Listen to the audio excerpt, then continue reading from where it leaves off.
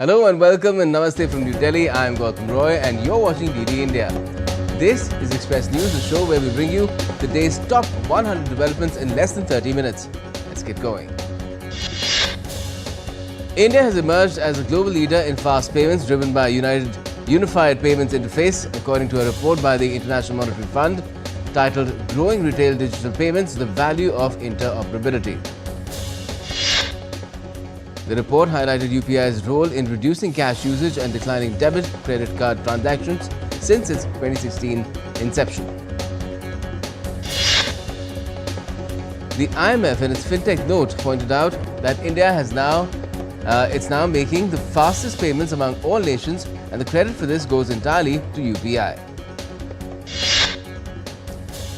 National Security Advisor Ajit Doval has slammed foreign media for their reportage on Operation Sindoor. He also confirmed that India successfully hit 13 Pakistani air bases during the operation. Addressing the 67th Convocation Day at IIT Madras on Friday, the NSA highlighted the significant role of youth and said that it is the responsibility of the youth to find solutions. Central Bureau of Investigation has successfully coordinated the return of Kubbawala Mustafa from the UAE through Interpol channels. Kubbawala Mustafa was wanted for running a synthetic drug factory from abroad. He is accused of manufacturing mephedrone, which is a party drug, at a facility in Maharashtra and allegedly supplied raw materials and distributed it in Gujarat. The Indian Coast Guard saved 2 US nationals stranded in a distressed yacht flagged sailing vessel Sea Angel, about 53 miles south of the Nicobar Islands. On getting a distressed message, via the US consulate in Chennai, the ICG ship Rajveer was deployed and responded to the distress situation, navigating through rough sea conditions. The Ministry of Electronics and Information Technology launched a white paper titled Transitioning to Quantum Cyber Readiness in New Delhi today. Addressing the launch event, Secretary S. Krishna emphasized that quantum readiness is a strategic imperative as the nation prepares for disruptive potential of quantum technologies, especially in cybersecurity. Union Minister Shivraj Singh Chauhan visited ICAR Research Centre in Coimbatore. During his visit, he said that the government will find a way to solve the issues related to cotton cultivation and diseases which affect the cash crop. The minister also said that the government will promote research activity and identify the problems relating to cotton cultivation and value-added products. Union Home Minister Amit Shah chaired a high-level meeting on the rejuvenation of the Yamuna River in New Delhi today. Delhi Chief Minister Rekha Gupta, along with senior officials, attended that meeting. Union Minister Jyotiraditya Scindia reviewed Bharat 6G Alliance progress and urged B6GA to work towards India's ambitious target to achieve 10% IPRs in 6G technology globally. India has rolled out its first ever e-truck incentive scheme under Green Mobility Vision. Union Minister H.D. Kumaraswamy launched the scheme to cut freight emissions and boost Make in India initiative. The government unveiled 9.6 lakh rupees incentive for electric trucks to power net zero freight transitions. The scheme is expected to support the deployment of approximately 5,600 e-trucks across the country. India's Ministry of Information and Broadcasting is inviting leading Indian AI startups for Kala Setu, being organized under WaveX Startup Challenge. The objective is to build scalable solutions for automated audio, video and graphic content generation from text. The Ministry of Education successfully convened a 2-day Vice Chancellor's Conference of Central Universities in Kevadia, Gujarat. The event was attended by Union Minister for Education Dharmendra Pradhan and other dignitaries. Indian stock market indices ended on a negative note on Friday. The Sensex was down 689 points to close at 82,500.47. The Nifty also declined to 205 points to close at 25,149.85. Gold futures maturing on the 5th of August were priced at 97,229 Indian rupees per 10 grams on the multi-commodity exchange. Silver futures for September the 5th maturity stood at 1,11,648 Indian rupees per kg, again on the MCX. Wall Street indices rose on Thursday with stock benchmarks marking closing record highs. The S&P 500 gained 17.2 points to end at 6,280.46, while the Nasdaq Composite gained 19.327 points. The Dow Jones Industrial Average rose 192.34 points. Global oil benchmarks gained on Friday. Brent oil futures traded at $68.83 USD per barrel. WTI was up $0.24 to $66.84 USD, again a barrel. Traders and experts have said that US consumers will face sharp price rises on food staples if the Trump administration sticks to its plan to slap 50% tariffs on all imports from Brazil. Brazil has confirmed that the country's reciprocity law is ready for immediate implementation following US President Donald Trump's announcement of 50% tariffs on Brazilian goods. Trump has said that the United States would impose a 35% tariff on imports from Canada next month. On the sidelines of the ASEAN-India Foreign Ministers meeting in Malaysia, India's Minister for State for External Affairs, Pavitra Margarita, met Deputy PM and Foreign Minister of Cambodia, Prak Sokhonn. Both the leaders discussed multifaceted bilateral relations ranging from heritage conservation to development partnership. The minister thanked Cambodia for its support towards India's fight against terrorism. The Minister of State also met Foreign Minister of Timor-Leste, Bendito Freitas, on the sidelines of the ASEAN-India meeting. The leaders discussed ongoing bilateral cooperation for further strengthening Delhi-Dili partnership. US Secretary of State Marco Rubio met with his Chinese counterpart Wang Yi on Friday on the sidelines of the ASEAN summit in Malaysia. Marco Rubio also engaged in an informal chat with his Russian counterpart Sergei Lavrov during an ASEAN summit. The interaction between the two diplomats followed their 50-minute bilateral meeting on Thursday.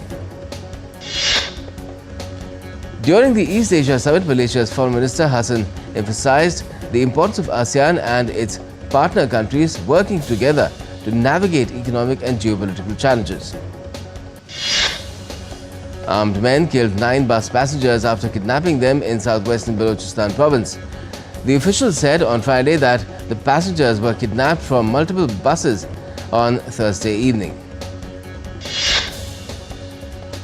Donald Trump on Thursday announced a 35% tariff on imports from Canada next month and planned to impose blanket tariffs of 15 to 20% on most other trade partners. In a letter released on the social media platform Truth Social, Trump told Canadian Prime Minister Mark Carney the new rate would go into effect on the 1st of August and would go up if Canada retaliated. The new US tariff will apply to Canadian imports. President Trump said it was a response to Canada's retaliation and persistent trade barriers, accusing Canada of failing to cooperate on major issues, especially the flow of fentanyl into the US. Responding to a new tariff announcement from the US, Canadian Prime Minister Mark Carney said his government will continue to defend Canadian workers and businesses in their negotiations with the US. Brazilian President Luiz Inácio Lula da Silva is rallying business leaders to back his government if talks with the US administration fail. Lula has called the way the tariffs were announced disrespectful. He also said that he was working to unite exporters of orange juice, steel and aerospace to negotiate and find a resolution. US consumers will face a sharp price rise on food staples like coffee and orange juice if Trump imposes 50% tariffs on all imports from Brazil. Brazilian Vice President Geraldo Alckmin has confirmed that the country's reciprocal law is ready for immediate implementation following US President Trump's announcement of 50% tariffs on Brazilian goods. A federal judge in New Hampshire has granted class action status to a lawsuit that aims to protect babies who would be denied birthright citizenship under the Trump administration's orders. Britain and France agreed for a one-in, one-out migrant return scheme where the UK would send undocumented migrants back to France in exchange for accepting an equal number of legitimate asylum seekers with UK family ties. UK Prime Minister Keir Starmer and French President Emmanuel Macron agreed to tighten nuclear cooperation as the region frets over US commitment to its defense and Russian ambitions. Israel is ready to negotiate a lasting deal with Hamas to end the Gaza conflict when a temporary halt to hostilities began. Indirect negotiations have been taking place between the two sides in Qatar, and Hamas has agreed to free 10 of the 20 hostages still alive in captivity since the 7th of October. Time now for a quick break, and we'll be back with more here in Express News in just a bit. Stay with us.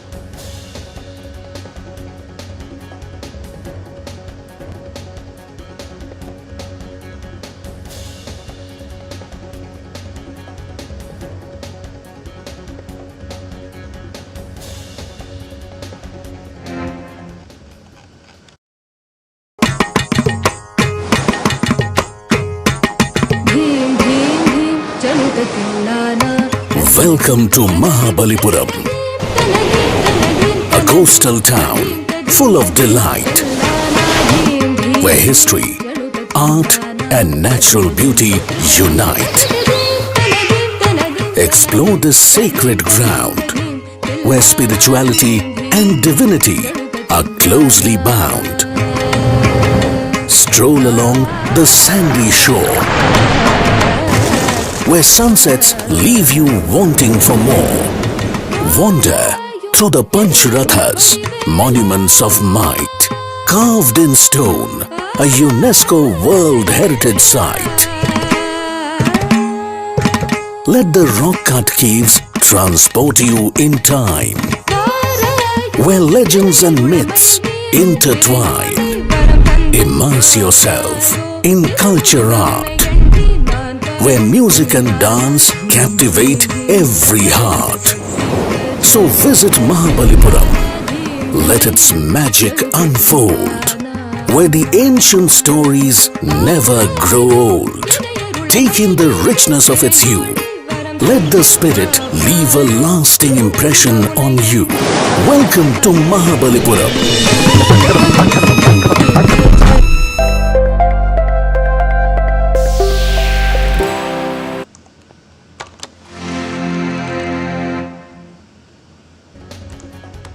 Welcome back. You're watching DD India and this is Express News. Let's resume the show. Now, Central India braces for heavy rain as Indian Met Department has issued a fresh warning across multiple subdivisions of the country. Several areas in the mountainous states of Jammu and Kashmir and Himachal Pradesh are set to receive intense showers accompanied by thunderstorms and lightning. And in Uttarakhand, heavy rains have already crippled daily life, causing blocked roads, overflowing rivers and landslides in hilly regions of the state. The IMD has warned of continued downpours, while the centre has released 455.6 crore INR in relief funds for the Himalayan state. And in national capital Delhi, there's good news on the air quality front. The city has recorded an air quality index of 59, its lowest in recent days. In Pakistan, torrential monsoon rains have submerged major roads and low-lying neighborhoods in the city of Lahore, disrupting traffic and forcing emergency evacuations.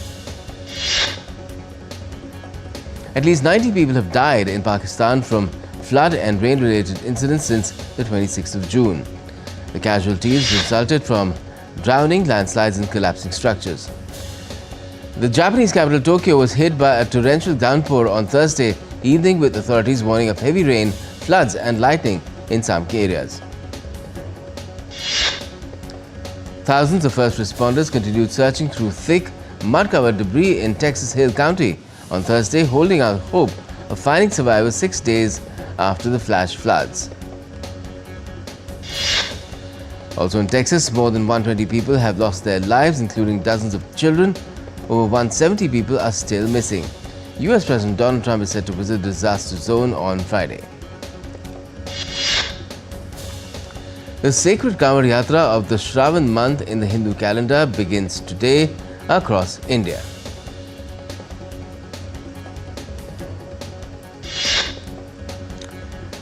Millions of Kanwadiyas have set out towards pilgrimage sites like Haridwar, Rishikesh, Neelkant and others to collect holy river Ganga waters. The holy city of Haridwar in the Himalayan state of Uttarakhand is expected to witness the largest number of Kanwadiyas, with nearly 70 million devotees. Now, on the first day of Shravan, devotees flocked to Kashi Vishwanath temple early in the morning to offer prayers to Lord Shiva with chants of Har Har Mahadev.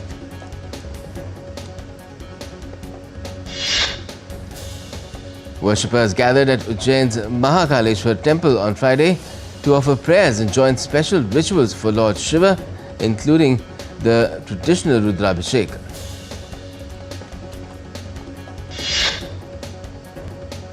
Worshippers also gathered at Mankameshwar temple in UP's Prayagraj to offer prayers and receive blessings as the month of Shravan began.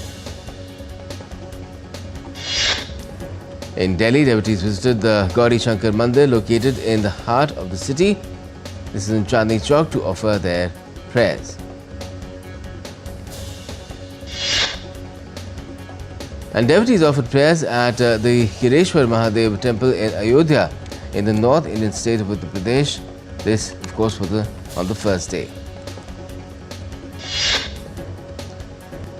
The sales of the windmill on top of Paris's iconic Moulin Rouge Cabaret Club began to turn again on Thursday for the first time since 2024. They had at that time fallen off. Dancers performed in front of the venue of the Montmartre district in the north of the French capital to celebrate the restart of the sales rotation. A leading cancer support charity has said that King Charles and his daughter-in-law Kate's public battle with cancer has had a huge impact on his fellow sufferers. The original Birkin bag was sold at an auction for 8.6 million euros at Sotheby's Paris, which the auction house had said was a record for a fashion item in Europe. The starting price was at 1 million euros, and bids from the floor, from the phone and on the internet quickly went higher and higher. Sotheby's has confirmed that the buyer who made the bid through a telephone call was a representative in the room was a Japanese collector. In the heart of Essaouira and on Morocco's Atlantic coast, craft makers have mastered making a 3-stringed bass plugged lute with deep ancestral roots. Kapil Sharma's Caps Cafe in Canada called the recent firing incident heartbreaking, but confirmed no injuries were reported, vowing to stay strong. Film Maharani trailer starring Mansi Paresh dives into everyday household struggles, reflecting the unspoken ties that exist in every home. Syrian designer Rami Al Ali has made a powerful debut at the Paris Couture Week with The Guardian of Light, which is a show filled with hope and strength for Syria's future. Dhanush starts shooting for D54 directed by Vignesh Raja. Makers share pictures for the poor Pooja family.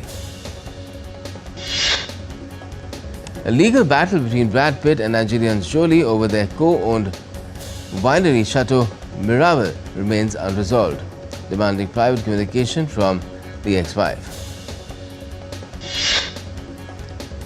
The paper reboot of The Office to premiere on the 4th of September 2025 on Peacock, with 4 episodes, 2 new episodes to release weekly every Thursday till the 25th of September. Puppies stole the show at the special screening of the new Superman film in Los Angeles, bringing the superhero flair and furry fun to the carpet. The trailer drops for new SpongeBob movie, Search for SquarePants, that was unveiled on the 10th of July. It follows SpongeBob's deep-sea adventures. Justin Bieber drops his 7th album, Swag, featuring 21 tracks and collaborations with worldwide artists. The album is co-produced by Bieber himself, Carter Lang and Dylan Wiggins. Marvel's Fantastic Four returns for a reboot with a new storyline which is all set to release globally on the 23rd of this month.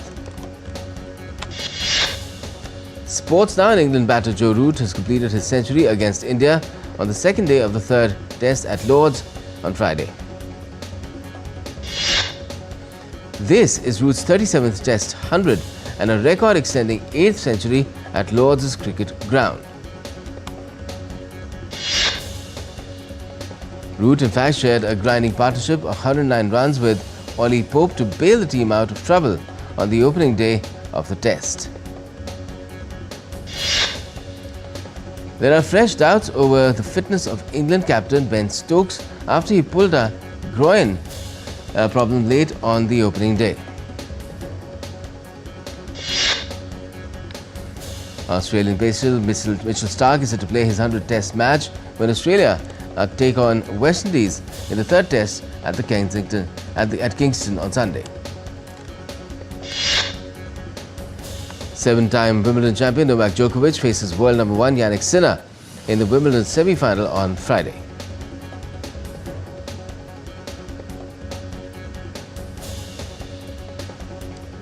Defending champion Carlos Alcaraz hopes to reach his third successive Wimbledon final as he takes on big serving Taylor Fritz in another semi-final.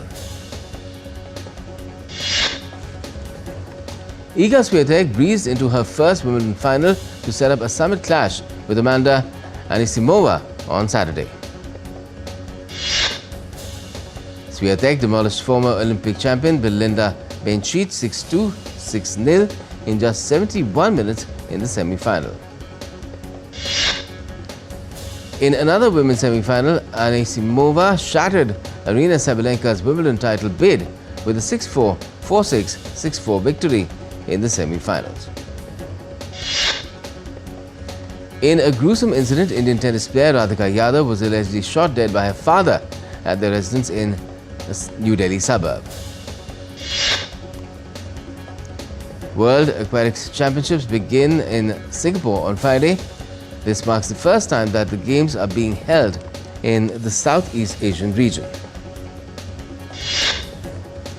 India has been confirmed as the host nation for major international shooting competitions for the next 3 consecutive years.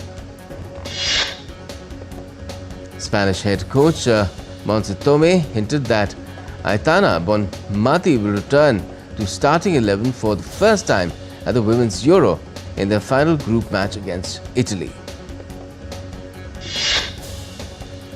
Defender Theo Hernandez has completed his transfer from AC Milan to Saudi Pro League side Al Hilal. And that's all we have on Express News at the moment. For all the latest, continue watching DD India. Thanks.